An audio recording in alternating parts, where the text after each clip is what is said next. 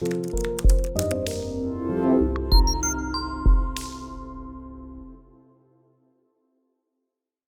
suis Gilles Alex Ouedraogo, je suis chargé de communication à l'École supérieure de communication et d'informatique de gestion.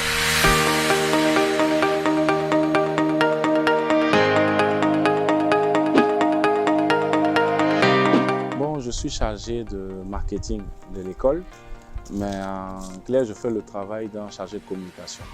Le métier de chargé de communication, c'est s'occuper de la renommée et de la visibilité de l'école.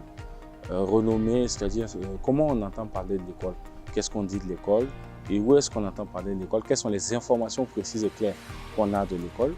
Et aussi au niveau de la visibilité, donc la présence sur les réseaux sociaux, la présence sur Internet et comment on essaie de rentrer en contact avec les différentes personnes qui veulent savoir encore plus sur la formation, l'information, l'école supérieure, les diplômes, etc.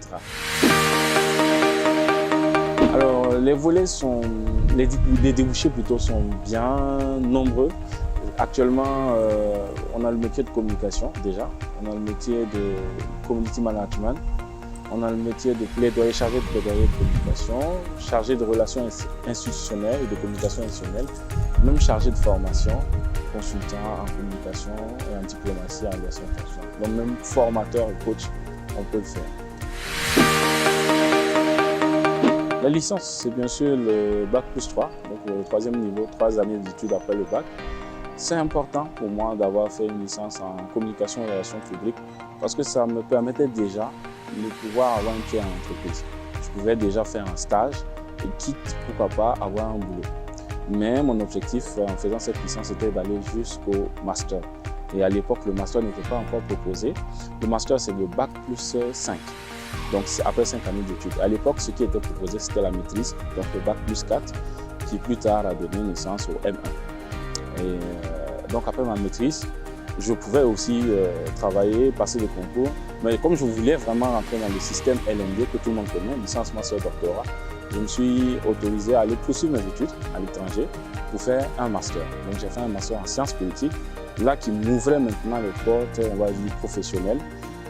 Sachez que le master, il y a le master professionnel, le master recherche. Le master professionnel met en avant les compétences et les acquis que l'on pratique. Donc, tout ce qu'on apprend à l'école, on le pratique directement dans son emploi. Et le master recherche nous ouvre la porte pour le doctorat. Donc, c'est un sujet, une thématique que vous développez jusqu'au doctorat, qui est un bac plus 8. Et moi, j'ai fait les deux. J'ai fait le master recherche et ensuite un master professionnel pour m'engager sur la voie de la recherche en doctorat. J'ai fait les cours de jour de ma première année jusqu'à mon master recherche.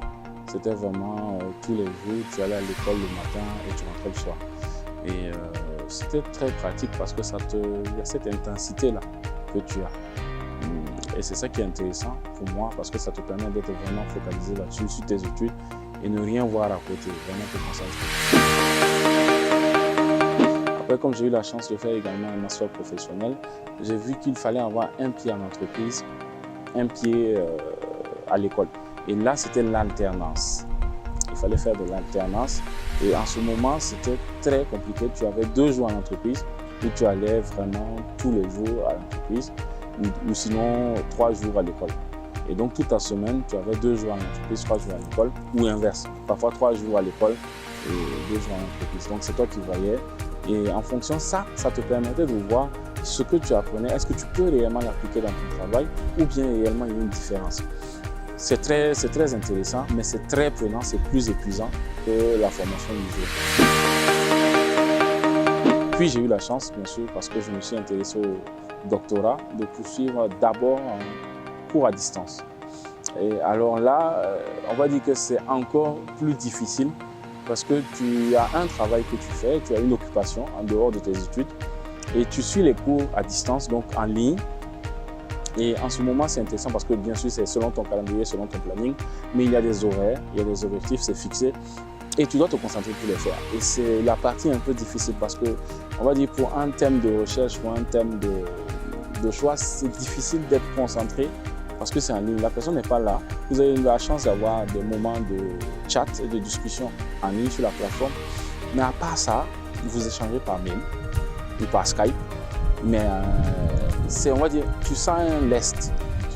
Et c'est ça qui peut facilement te faire, on va dire, rater certaines deadlines. Sinon, je pense que pour moi, quand même, la formation en ligne, elle est bien.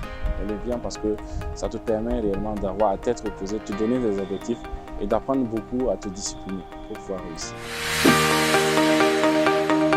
Donc, en termes de ville, j'ai d'abord étudié à Ouagadougou. J'ai fait presque tout mon cursus du lycée à l'université à Ouagadougou. Ouagadougou, c'est une belle ville. Il y a beaucoup d'ambiance et il y a beaucoup de congés. Il y a beaucoup de fériés. Voilà, on se réjouit, on est dans l'ambiance festive. C'est très bien, on s'éclate, il n'y a pas de souci. En plus, comme il y a la famille, c'est vraiment bien. Par contre, quand j'ai bougé pour les études supérieures, en plus, à l'étranger, j'ai fait Paris et j'ai fait Toulouse. Paris, c'est vraiment une très très grande ville avec beaucoup de nationalités, beaucoup de choses différentes, beaucoup de valeurs, des valeurs différentes d'ailleurs, et ça a été aussi un plus. C'est très bien parce qu'il faut avoir les bons plans. À Paris, c'est ce qu'on appelle les bons plans pour savoir où tu peux bénéficier des réductions en tant qu'étudiant et tout. Et tout ça, si tu n'es pas vraiment organisé, tu peux passer vraiment à côté. Toulouse, bien sûr, c'est un peu plus petit que Paris, mais la ville est plus chaleureuse, moins froide, on va dire simplement, que Paris. Et aussi, le climat est plus tempéré, les gens sont plus avenants et tout. Et franchement, c'était pas mal. Voici les villes dans lesquelles j'ai pu étudier. Si tu es intéressé par le métier de communication, eh ben, il te faut déjà savoir quelle spécialité. Parce que dans la communication, il y a plusieurs spécialités. Et tu dois te demander qu'est-ce qui t'intéresse. Est-ce que c'est l'infographie? Est-ce que c'est la communication dans les relations publiques ou les relations institutionnelles? Est-ce que c'est la formation, le coaching, comment parler en public? Ou bien simplement, c'est comment rédiger des rapports, rédiger des notes de synthèse, ou bien même comment faire un plaidoyer en communication. C'est réellement savoir quel est le métier de la communication qui t'intéresse. Ensuite, te spécialiser, te donner, voir, voilà, je veux devenir par exemple graphiste. Est-ce que je maîtrise les logiciels qui font du graphisme en fait? Quels sont les logiciels, les meilleurs logiciels actuellement qui font du graphisme et comment je peux, moi, me former? Aujourd'hui, c'est possible de le faire en ligne gratuitement. Il suffit d'avoir les meilleurs outils et facilement, on devient un expert en communication. Voilà pour mon premier conseil. Pour choisir une école de qualité, il faut déjà se renseigner sur l'école. Quand vous savez exactement ce que vous voulez, ce que vous recherchez, voyez quelles sont les écoles les mieux notées, j'ai envie de dire, ou celles dont on parle le plus, où il y a, on va dire, un certain pourcentage d'insertion après les études. Cela vous permet de savoir quelles sont les écoles qui vous favorisent ou qui vous accompagnent dans l'insertion professionnelle. Ça, c'est un. De deux, veillez voir également si ces écoles, on va dire, sont homologuées, que ce soit par le CAMES ou même par l'État du pays dans lequel vous étudiez. Cela est important. Ça peut être ici au Burkina, ça peut être à l'extérieur, mais est-ce que ce sont des diplômes étatiques reconnus par l'État ou bien ce sont des diplômes internationaux reconnus un peu partout? Ça, c'est très important. Troisième chose que j'aimerais dire, c'est peut-être aussi voir quels sont les types de personnes que vous êtes susceptibles de rencontrer dans ces établissements-là. Est-ce que vous aurez un enseignant qui va vous inspirer ou même des étudiants ou des élèves qui viendront d'autres États, d'autres nations, qui vont vous encourager dans votre recherche? C'est à vous de voir. Voilà. Le dernier mot de la fin, je vous encourage en tout cas à prendre des informations parce que c'est important de se renseigner sur les établissements et ça, vous pouvez le faire sur le grand frère.